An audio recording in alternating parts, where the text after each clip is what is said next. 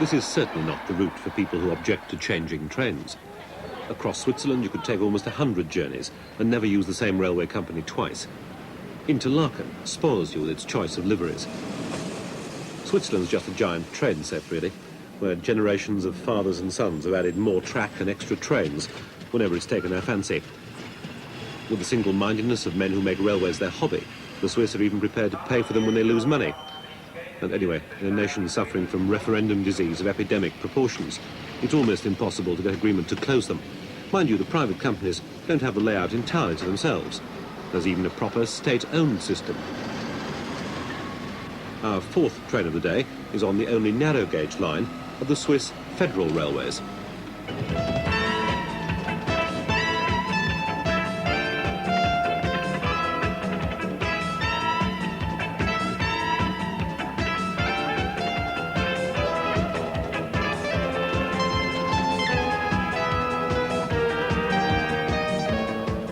This is the Switzerland of the less energetic Victorians. Not the high Alps, but the fringe of the mountains. A view of the snow from the comfort of a travelling rug and a good book. And over there, Meiringen, where Sherlock Holmes had his nastiest encounter. Then the climb, not relying on legs, too steep for ordinary wheels. We're on the rack, a painfully slow 20 miles an hour, as the teeth of the cogwheels under the engine and carriages wind us more than 3,000 feet to the top of the Brunig Pass.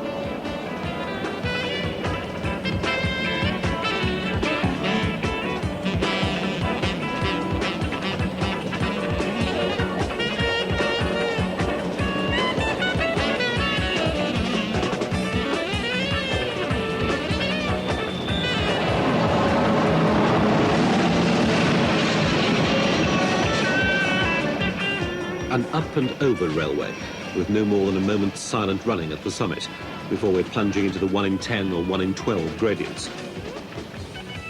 We drop to the shores of the lake of the 4 forest cantons, and a night in Lucerne. Make the most of it. There's a stiffer climb tomorrow.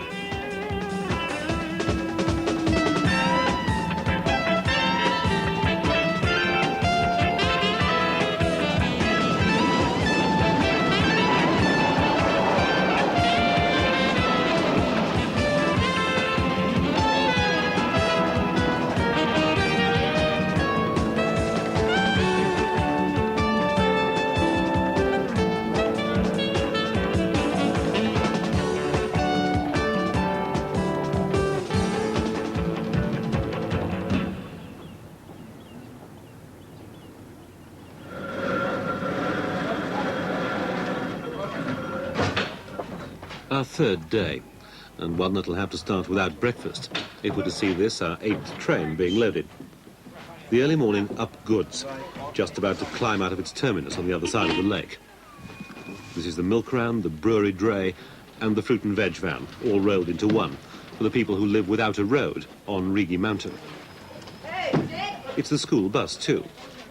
And at the other end of a life, the ambulance or the hearse. Picturesque and quaint it may be, but the Witznau Rigibahn isn't surviving for any reasons of sentiment.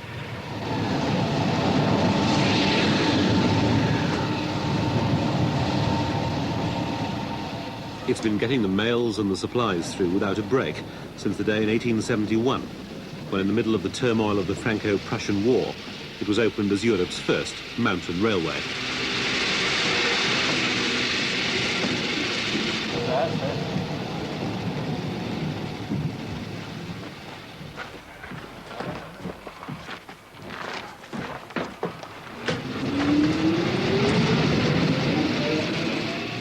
Once it was a steam trip all the way.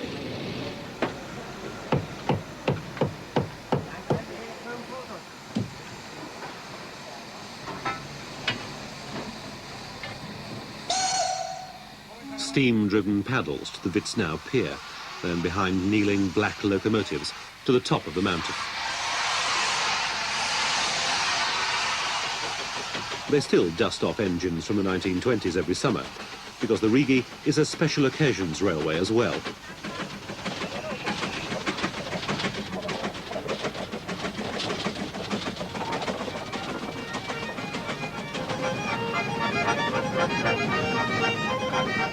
For the people of Lucerne, it's the very place to hold a birthday party, to celebrate an engagement, or to toast a bride.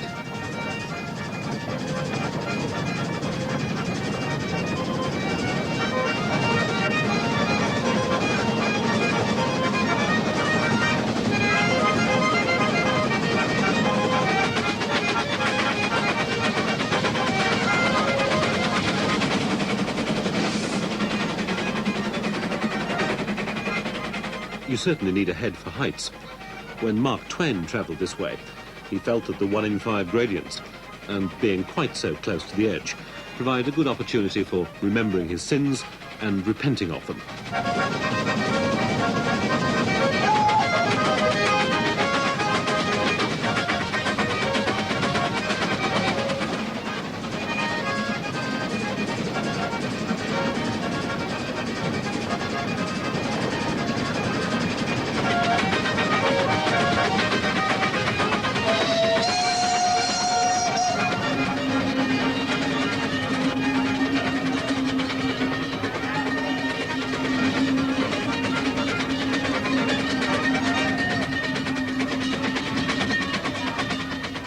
Today it's the Japanese who are among the best party customers.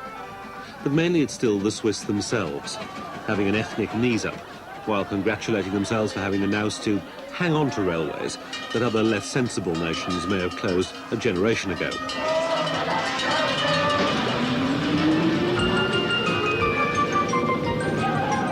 If you haven't been invited to the party, you can always console yourself with the view from the top.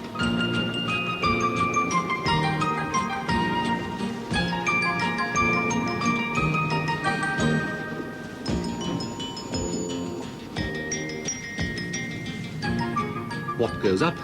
Yes, of course, you've guessed. Comes down by a different railway and a separate company on the other side.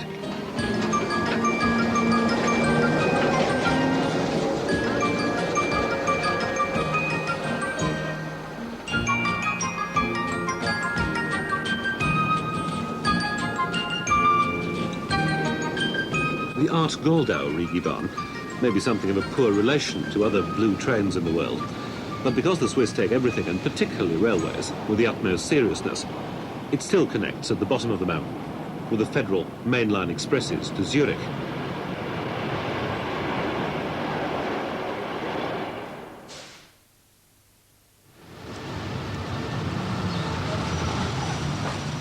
There's always something reassuring about railway stations in the morning.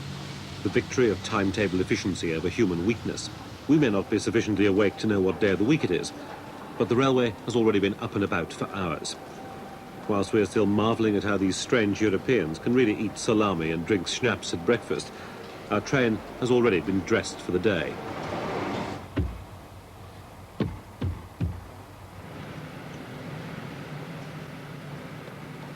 But I suppose everything should run smoothly here.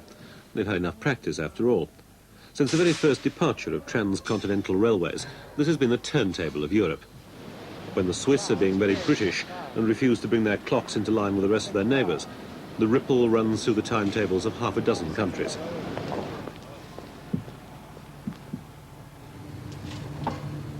Whether you're travelling west to east like us, or north to south, you can scarcely avoid using Switzerland as a staging post.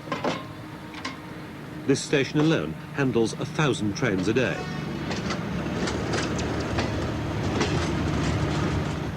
Long after the prestige of railways died, guards and drivers here are still engaged on work of national importance, and they have a uniform to prove it. They were experts in courteous passenger handling long before airports began to abuse the privilege. And most remarkable of all, it seems that wherever you come from, they actually understand what you say. Does this go all the way to Vienna? I don't have to change anymore. Okay. Thank you. 230, 384 Tonnen. 384. Und Airbremsgewicht 554.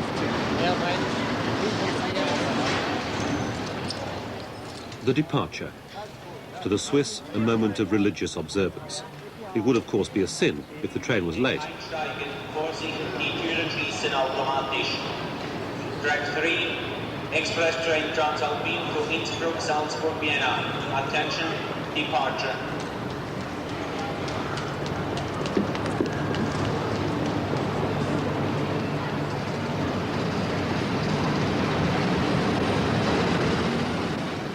The Transalpine, and the longest part of our journey.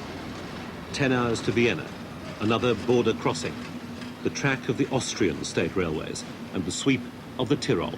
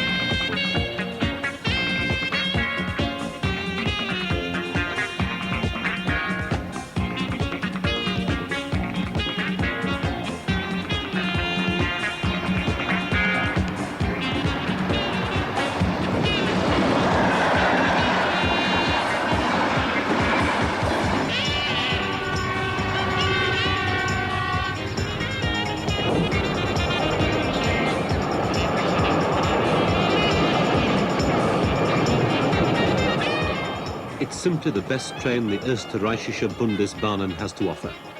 The star of this single main line to the east.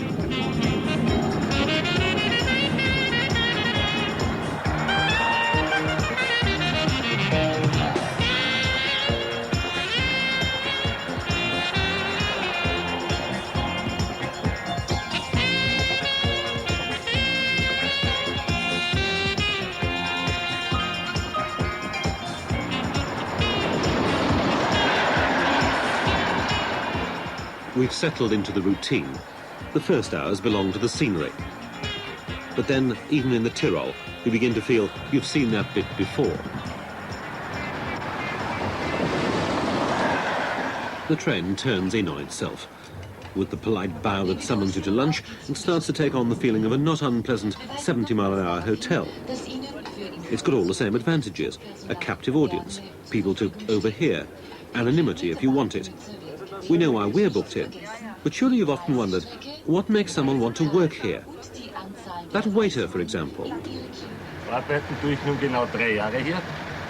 Und warum ich da lieber arbeiten tue, Punkt A, habe ich mehr Freizeit. Und Punkt B, meiner Meinung nach, ist da einfach viel mehr Bewegung, viel mehr Leute. Internationale Leute kommen öfter her. Und man hat einfach einen anderen Kontakt mit Leuten als wie in einem normalen Restaurant. Or the chef. How can he possibly turn out haute cuisine in a broom cupboard? Der Unterschied ist zu einer Großküche, dass man, sagen wir, weniger Weg zurückzulegen hat. Und der zweite Grund, warum ich hier arbeite, ist der, dass ich erstens einmal relativ viel Freizeit habe und dann doch irgendwie in Europa ein bisschen umherkomme und andere Leute und andere Städte sehe. You can understand why the manager does it. It's fun being boss, in charge of the mobile staff. But how do you get the top job on a 5-star train? Vor 25 Jahren habe ich bei der österreichischen Bundesbahn als Schaffner begonnen. Zuerst bei den Güterzügen, später dann bei den Personenzügen im Nahverkehr, noch etwas später dann bei den Schnellzügen. Seit circa 10 Jahren bin ich Zugführer hier bei den Schnellzügen. Und meine Aufgabe ist, den Zug vor der Abfahrt vorzubereiten, das heißt, die Wagen zu notieren, das Gewicht, dem Lokführer zu sagen, wie lang der Zug ist, wie schwer der Zug ist. Und für alle Besonderheiten beim Zug bin ich eigentlich verantwortlich.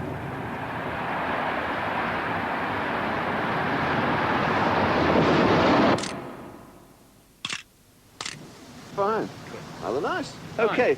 Right, okay. Now this is the beauty of our journey with a camera. We can stop where the Transalpine doesn't. We can take a roll of film and join the other British visitors on a railway straight out of the pages of Thomas the Tank Engine. The Zillertalbahn's tank engines are rather more aristocratic names, and sadly they don't have a fat controller. But they do have Derek Mayman, who's very kind to them. Every year he leaves briefcase and business suit at his factory in the Midlands and slips into something more comfortable, the overalls and oily rags of the footplateman.